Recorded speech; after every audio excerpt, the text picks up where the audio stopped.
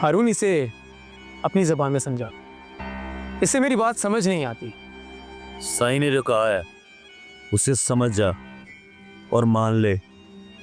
अगर तू साईं की ज़बान नहीं समझेगा तो साईं तुझे कुत्तों के आगे डाल देंगे, फिर कुत्ते तुझे अपनी ज़बान में समझाएंगे दांतों के साथ।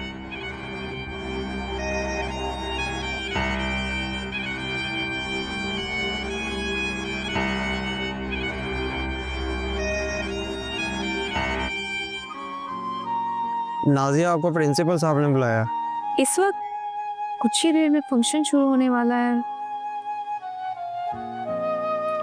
अच्छा, मैं मिलती हूँ जाके। मैं प्रिंसिपल साहब से मिलकर आती हूँ।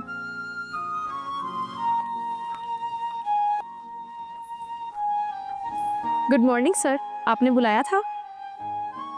यस मिस नाजिया, तैयारी कैसी है? I wish everything will be up to mark. Yes sir, as your hope everything is okay. We all are excited.